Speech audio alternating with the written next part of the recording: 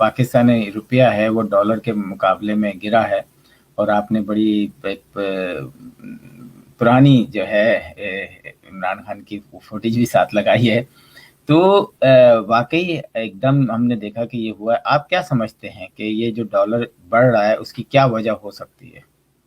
देखें, ये जो प्री मेच्योर सेलिब्रेशन का हमारे यहाँ एक तरीका है ना हुकूमतों का, कि जरा सी कोई बात होती है तो फौरन वो उस पर प्रेस कॉन्फ्रेंसें भी शुरू हो जाती हैं, उनके हामी भी डंडोरे पीटना शुरू हो जाते हैं कि जी बस अब तो हमारी हुकूमत ने कमाल कर दिया और बस इसके बाद जो है वो हालात तब्दील होने ही वाले हैं। ये उसका इवेंचुअल फॉल आउट है। अब जब रुपया कुछ मजबूत हुआ था डॉलर के मुकाबले में, उसकी बहुत बड़ी वजह ये थी कि आपने जो फॉरेन इन्वेस्टमेंट थी मुल्क में लाने की कोशिश की थी, और आप हॉट मनी परसू करते रहे थे, जिसमें आपने एक्स्ट्रा इंसेंटिव दिए थे फॉरेन इन्वेस्टर्स को कि आप पैसा हमारे यहाँ रखें तो हम आपको रेट ऑफ रिटर्न जो है वो ज्यादा देंगे जो आपको अपने मुल्कों में मिलता है। फिर आपने जो कर्जा आईएमएफ से या दूसरे मुल्कों से लिया था, चाइना से या सऊदी अरब से, वो भी आपने उसमें अपनी फॉरेन रिजर्व्स में शो करना शुरू कर दिया था, और उसकी वजह से आपको थोड़ा सा कुशन मिला था। फिर आपका जो करंट अकाउंट डेफिसिट था वो भी उसके साथ शामिल था, क्योंकि आपने उसको कम करने की कोशिश में अपना खर्चा जो है, जो आपकी खास तौर पर लार्ज स्केल मैन्युफैक्चरिंग के लिए रॉ मटेरियल बाहर से आता था, आपने उसको बिल्कुल मिनिमाइज कर दिया था। फिर कोविड का भी उसमें एक वो सिलसिला रहा जिसकी वजह से इंपोर्ट बिल आपका बहुत कम हो गया था। हमने उस पर भी शादियाने बजाने शुरू कर दिए कि जी देखें हमने करंट अकाउंट डेफिसिट कम कर दिया, सो उसकी वजह से रुपए को थोड़ा सा सहारा मिला था। लेकिन जो इंडिपेंडेंट इकोनॉमिस्ट थे वो यही कह रहे थे कि जिस वक्त जो इकोनॉमिक एक्टिविटी है वो दोबारा शुरू होगी, जिस वक्त आपकी मैन्युफैक्चरिंग दोबारा शुरू होगी, तो आपका इंपोर्ट बिल दोबारा बढ़ेगा और आपका करंट अकाउंट डेफिसिट दोबारा माइनस में जाना शुरू हो जाएगा, जो कि अब शुरू हो गया है। और उसी की वजह से दोबारा, क्योंकि इससे पहले मार्केट में डॉलर की डिमांड नहीं थी, सो उसका रेट कम था। अब जब डॉलर की डिमांड दोबारा शुरू हुई है, कारोबारी एक्टिविटी दोबारा शुरू हुई है, तो वो डॉलर ने दोबारा अपना सर उठाना शुरू कर दिया रुपए के मुकाबले में। तो ये सारी वो चीजें हैं कि हमें शादियाने बजाते हुए थोड़ा सा इन चीजों का ख्याल करना चाहिए कि हम एक आइसोलेटेड इंसिडेंट को लेके नारे न मारना शुरू कर दिया करें, बल्कि एक ट्रेंड को देखा करें कि ये ट्रेंड क्या 2-4 साल होल्ड करता है या नहीं करता। और अगर वो नहीं करता, हर चंद दिन के बाद उसमें कोई तब्दीली आ रही है, तो फिर आपको अपने हामियों को और अपने अवाम को एक फॉल्स होप नहीं देनी चाहिए। बिल्कुल बिल्कुल। अब चलते हैं अगला को जो सवाल है, जिसमें हमने देखा कि शहबाज शरीफ और नवाज शरीफ आमने सामने खड़े नजर आए और मुख्तलिफ टॉक शोज में जो है उनके बयानात की मुख्तलिफ तरीके से तशरीह की गई। मैं चाहूँगा उस पर कमेंट करें आप। देखें, ये जो नवाज बमुकाबला शहबाज सिलसिला है ना, ये चल रहा है 93 से।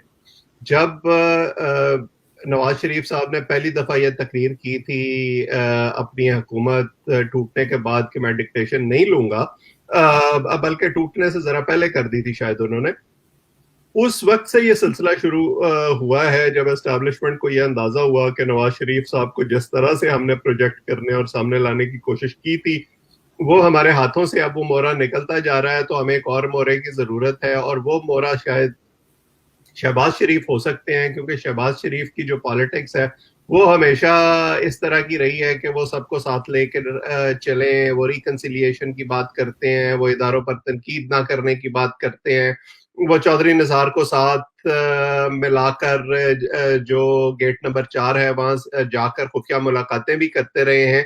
सो बारहा एस्टैब्लिशमेंट की तरफ से यह पैगाम मिलता रहा है कि जी शहबाज शरीफ साहब जो हैं वो ज्यादा एक्सेप्टेबल हैं एस्टैब्लिशमेंट के लिए नवाज शरीफ साहब या अब मरियम नवाज के मुकाबले में। लेकिन मसला ये है कि जो वोट बैंक है वो नवाज शरीफ साहब का है, और अगर शहबाज शरीफ साहब को यह अंदाजा होता कि वो पार्टी को अपने तौर पर लीड कर सकते हैं और वो वोट बैंक इंटैक्ट रहेगा, तो शायद अब तक फूट बाकायदा तौर पर पड़ चुकी होती।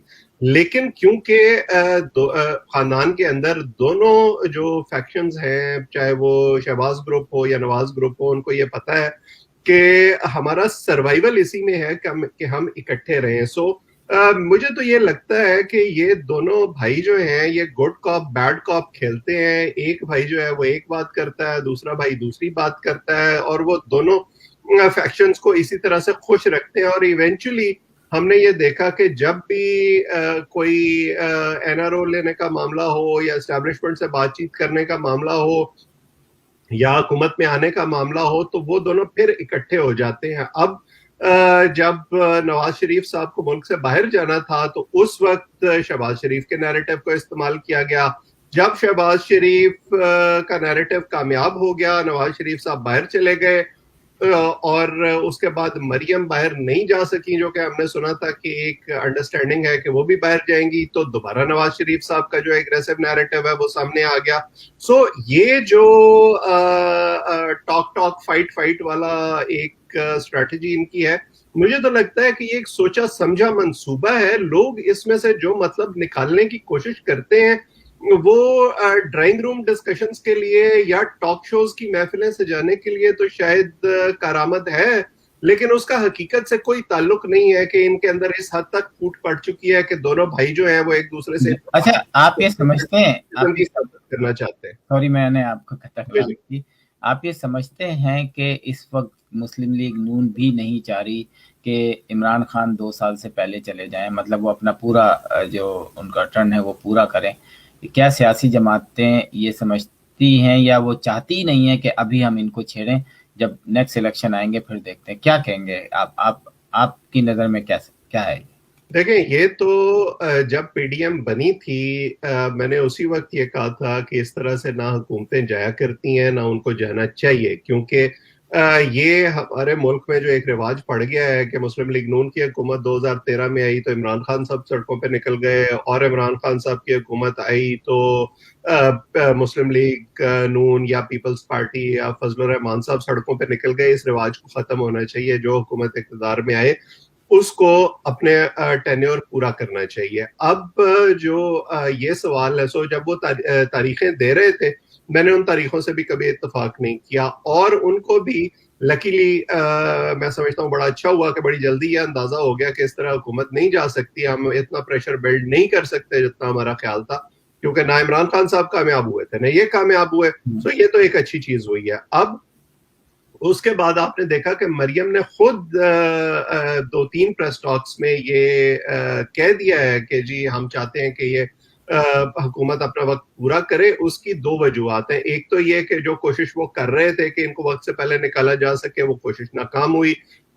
दूसरा ये कि उनको अब ये भी अंदाजा हो गया है कि 3 साल तो इस हुकूमत को हो गए हैं ऑलरेडी, और अब तकरीबन 1 साल ही बाकी रह गया है, क्योंकि आखिरी साल जो है वो तो वैसे ही इलेक्शन ईयर होता है जिसमें आप कैंपेनिंग कर रहे होते हैं और जो है अपनी टिकटें बांट रहे होते हैं वगैरह वगैरह. उसमें हुकूमत उतनी साउंड फुटिंग्स पर नहीं रहती है, एक इनकम्बेंसी का फैक्टर हो जाता है. सो अगर वो फाइनली इस नतीजे पर पहुंच गए हैं तो मेरा ख्याल है कि ये समझदारी का फैसला है.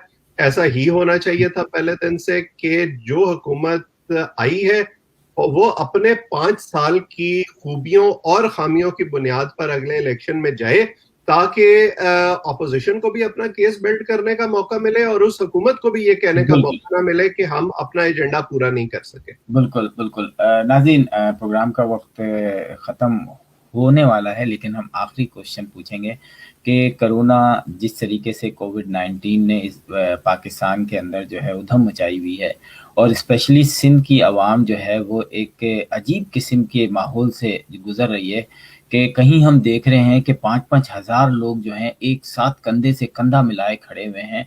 बाकायदा जंग की सूरत हाल है, दरवाज़ा खुलता है, हज़ारों लोग जो हैं वो घुसने की कोशिश करते हैं, उसमें ज़ख्मी भी होते हैं. फिर हमने देखा कि जगह-जगह चौकियाँ बनाई हुई हैं, जहाँ से 4 गाड़ियाँ गुज़र सकती हैं, वहाँ से सिर्फ़ 1 गाड़ी गुज़ारी जाती है, और बताया जाता है कि जनाब ये कोरोना की वजह से है, सेफ्टी इक़दामात हैं. इतनी सख्ती एकदम करना, और उसके बाद आने वाले दिनों में देखते हैं कि मुहर्रम में किस तरीके से कंट्रोल करते हैं. तो वैसे सलीम साहब ये बताएं कि वैसे तो इंटरनेशनली उसमें आप देखें कि फ्लोरिडा के अंदर भी सबसे ज़्यादा केसेस सामने आए हैं. अमेरिका और दूसरे मुल्कों में भी जो है बहुत सख्त किस्म की पाबंदियां हैं. तुर्की में जो है वो किसी को भी 10 दिन की क्वारंटीन के बगैर नहीं छोड़ा जा रहा, تو یہ اس پہ تھوڑا سا تجزیہ دیں.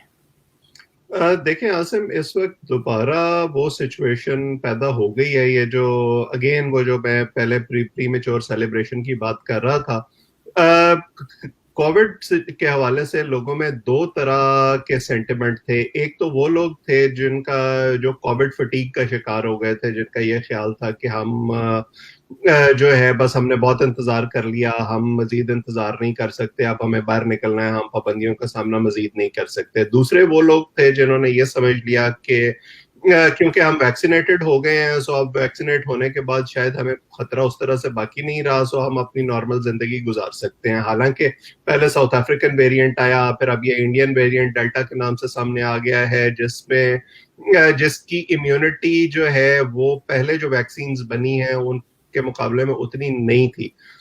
اور وہ جو ایک اینٹی ویکسین طبقہ پاکستان میں بھی ہے، امریکہ میں بھی ہے، پوری دنیا میں ہے، وہ تو اپنی جگہ موجود ہی تھا. اب اس وقت جو سچویشن ہے ویکسینیشن کی پوری دنیا میں، جو ڈیٹا سامنے آ رہا ہے وہ یہ ہے کہ نئے ویریئنٹس کا شکار زیادہ تر وہ لوگ ہو رہے ہیں جنہوں نے ویکسین نہیں لگوائی. اگر ویکسین لگوانے والے اس کا شکار ہو بھی رہے ہیں تو ان میں سمٹمز یا تو زیادہ سخت نہیں ہیں اور وہ جلدی ریکور ہو جاتے ہیں. ان کا ڈیتھ ریٹ جو ہے وہ بالکل فریکشنز کے برابر ہے، اتنا نہیں ہے جتنا شروع میں تھا. سو یہ وہ چیزیں ہیں جو لوگوں کو سمجھنی چاہیے کہ وہ ویکسین لگوائیں اور اپنی احتیاط جاری رکھیں. ویکسین لگوانے کا مطلب یہ نہیں ہے کہ آپ بالکل تمام احتیاطیں چھوڑ دیں اور آپ سڑکوں پر نکل جائیں اور یہ سمجھیں کہ زندگی دوبارہ نارمل ہو گئی ہے. امریکہ میں بھی جو اس وقت سٹیٹس سامنے آ رہے ہیں، جن ایریاز میں ویکسینیشن کم رہی ہے یا جن ایریاز میں لوگوں زیادہ تر ہسپتال ایسے ہیں جہاں پر اب ایون ہیوسٹن میں جہاں میں رہتا ہوں یہ صورتحال ہے کہ ہاسپٹلز اوور فلو ہونا شروع ہو گئے ہیں، کیونکہ ٹیکسس اور فلوریڈا اس وقت لیڈ کر رہے ہیں جو نیا کووڈ کیسز کا سرج ہے اس کو. اور یہ دونوں سٹیٹس ریپبلکن سٹیٹس ہیں جہاں پر نہ لوگ اس طرح سے احتیاط کرتے ہیں، نہ حکومت اتنی سختی سے ایس او پیز کو امپلیمنٹ کرا رہی ہے. تو ہمارے یہاں تو ابھی نہ لوگ ایس او پیز کو فالو کر رہے ہیں، نہ ویکسینیشن بہت زیادہ اگریسو ہے، نہ حکومت کے پاس اتنے وسائل ہیں کہ وہ اسپتالوں میں سب لوگوں کو علاج کی سہولتیں میسر کر سکیں.